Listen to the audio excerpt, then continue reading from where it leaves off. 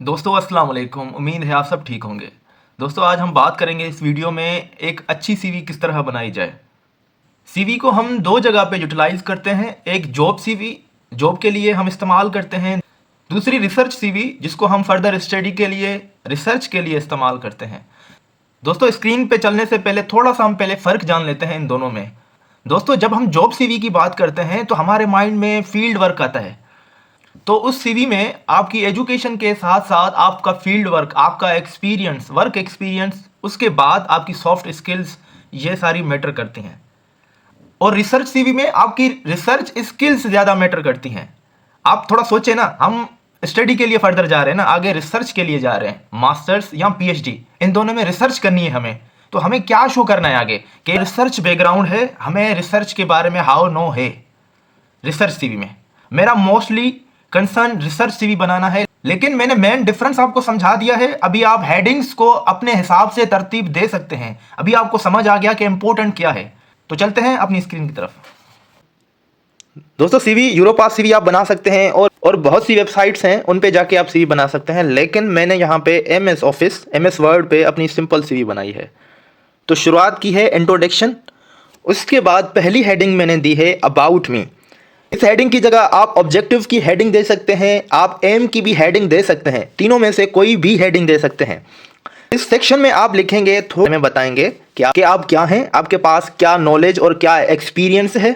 उसके बाद आप इसमें अपना इंटेंट शो करेंगे, आप अपना ऑब्जेक्टिव बताएंगे, मकसद बताएंगे कि आप बेहतर क्यों हैं, आप करना क्या चाहते हैं, आपके गोल्स क्या हैं। तो ये सेक्शन आपके लिए बहुत ही इंपॉर्टेंट है, इसको आपने बहुत ही अच्छे से लिखना है। कहते हैं ना, first impression is the last impression. Reader को आपका ये सेक्शन पढ़ते ही उसके सामने आपकी पूरी इमेज क्लियर हो जानी चाहिए और उसके माइंड में आपने अपना इंप्रेशन अच्छा छोड़ना है। सैंपल आपके सामने है, लेकिन आपने इसको और बेहतर करना है अपनी प्रोफाइल के हिसाब से, अपने वर्क एक्सपीरियंस, नॉलेज, स्किल्स के हिसाब से। नेक्स्ट हेडिंग आ जाती है आपकी एजुकेशन, एजुकेशनल बैकग्राउंड। मेरा मानना यह है कि आप एजुकेशन अपनी बैचलर से स्टार्ट करें इसमें मेंशन करना। आपकी सीवी में लिखने के लिए इतना मवाद नहीं, तो तब आप अपने एजुकेशनल बैकग्राउंड को मैट्रिक से स्टार्ट कर सकते हैं, मैट्रिक, इंटर और फिर बैचलर्स।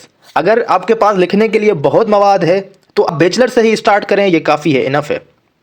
लेकिन जो जॉब के लिए अप्लाई कर रहे हैं वो मैट्रिक, इंटर लिखें तो ज़्यादा बेहतर है। जैसे कि मैंने रिसर्च के लिए अप्लाई किया हुआ है, मास्टर्स के लिए, तो मैंने बैचलर से स्टार्ट किया है, यूनिवर्सिटी मेंशन की है, अपनी फील्ड मेंशन की है, उसके बाद फाइनल ग्रेड मैंने मेंशन किया है और अपने फाइनल ईयर थीसिस का मैंने टॉपिक लिख दिया है। इसमें मोस्ट इंपॉर्टेंट सब हेडिंग आ जाती है, main subjects, main courses. Heading में आप अपनी फील्ड से रिलेटेड सारे मेन कोर्सेज लिखेंगे। तीसरी और मोस्ट इंपॉर्टेंट हेडिंग जो आपको समझनी है कि मैंने आपको पहले ही बताया कि एक जॉब सीवी में और एक रिसर्च सीवी में क्या फ़र्क है। ये आपके सामने रिसर्च सीवी है, एक स्टडी सीवी है। पढ़ने वाले को हमने ये बताना है कि हमारा जो बैकग्राउंड है वो रिसर्च से रिलेटेड है, हमें रिसर्च की हाउ नो है, हम फर्दर रिसर्च कर सकते हैं।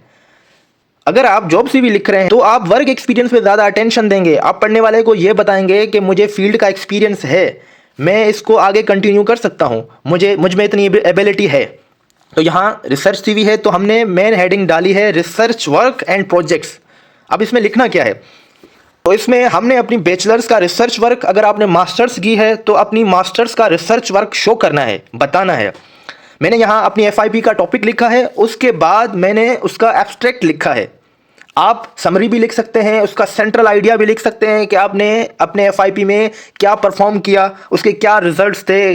मेरी एडवाइस ये है कि आप इसमें अपनी थीसिस का एब्स्ट्रैक्ट लिखें। उसके बाद एडिशनल प्रोजेक्ट्स, अगर आपने एडिशनल प्रोजेक्ट्स किए हैं अपनी बैचलर्स डिग्री में या मास्टर्स डिग्री में, वो आप इधर मेंशन कर दें। अगर नहीं किए तो कोई इशू नहीं, तो आप ऊपर मेन हेडिंग में रिसर्च वर्क की हेडिंग देकर अपनी फाइनल ईयर थीसिस का एब्स्ट्रैक्ट लिखें सिंपली। उसके बाद हेडिंग आ जाती है सर्टिफिकेट्स। दोस्तों हेडिंग्स को आप अपने हिसाब से तरतीब दे सकते हैं। ये आपने सोचना है कि पढ़ने वाले को मैंने किस तरह अट्रैक्ट करना है और क्या चीज़ें इंपॉर्टेंट हैं जो मैंने फर्स्ट पेज पे ही लिखनी है, ताकि पढ़ने वाला मेरे काम और मुझसे मुतासिर हो। मैंने यहाँ पे सर्टिफिकेट्स की हेडिंग दी है, आप सर्टिफिकेट एंड कोर्सेज की भी हेडिंग दे सकते हैं। तो इसके बाद वर्क एक्सपीरियंस, मैंने बताया कि मेरा मेन फोकस रिसर्च की तरफ है। तो मैंने इसको इंपॉर्टेंस थोड़ी कम दी है ताकि मेरी सीवी 2 पेजेस पे ही महदूद रहे, उससे ज़्यादा बड़ी ना बने, इसलिए मैंने इसको कम किया है। उसके बाद आ जाती हैं आपकी डिजिटल स्किल्स, जो भी कंप्यूटर से रिलेटेड, सॉफ्टवेयर से रिलेटेड आपको स्किल्स हैं आप यहाँ शो कर सकते हैं। उसके बाद कम्युनिकेशन एंड इंटरपर्सनल स्किल्स, जितनी भी soft skills, leadership skills, team work, innovative, जो भी आपके पास स्किल्स हैं, रिसर्च स्किल्स, आप यहाँ शो कर सकते हैं। उसके बाद लैंग्वेज स्किल्स, जितनी भी ज़बानें आपको आती हैं आप शो कर सकते हैं। उसके बाद हेडिंग आ जाती है रिकमेंडेशंस। ये हेडिंग रिसर्च वालों के लिए मोस्ट इंपॉर्टेंट है। अलबत्ता जो जॉब के लिए सीवी बना रहे हैं वो इस हेडिंग को नहीं लिखेंगे, रिकमेंडेशंस को। तो ये मेरी सीवी 2 पेजेस पे आ गई। इसके अलावा मैं आपको हेडिंग्स बता रहा हूँ लिखने के लिए कि आप और क्या क्या चीज़ें लिख सकते हैं। आप अवार्ड्स एंड अचीवमेंट्स लिख सकते हैं, आप ऑनर्स लिख सकते हैं, आप, मैंने कहा ना, अगर आपने मल्टीपल ऑर्गेनाइजेशंस में काम किया है तो ऑर्गेनाइजेशंस लिख सकते हैं, मेंबरशिप लिख सकते हैं, कोर्सेज एंड सर्टिफिकेट की हेडिंग दे सकते हैं, एंड सेमिनार की हेडिंग दे सकते हैं, जो मैंने ये सारी चीज़ें नहीं की। पब्लिकेशंस की हेडिंग दे सकते हैं अगर आपने पब्लिकेशन की है। ये सारी हेडिंग्स मैंने आपको बताई हैं और मैंने डिफरेंस भी आपको बताया है कि एक जॉब सीवी में और एक रिसर्च सीवी में क्या फ़र्क है। तो इन सब चीज़ों को देखते हुए आपने एक अट्रैक्टिव सीवी बनानी है, एक अच्छी सीवी बनानी है और सारी इंपॉर्टेंट चीज़ें आपने ऐड करनी है। दोस्तों, जो मेरा एक्सपीरियंस था मैंने आपके साथ शेयर किया, जो मैंने समझा, मेन हेडिंग्स क्या दें, क्या चीज़ें लिखें हम, वो मैंने कोशिश की कि मैं आप तक पहुंचाऊं। तो उम्मीद है ये वीडियो आपके लिए हेल्पफुल रही होगी। मिलते हैं एक और वीडियो में।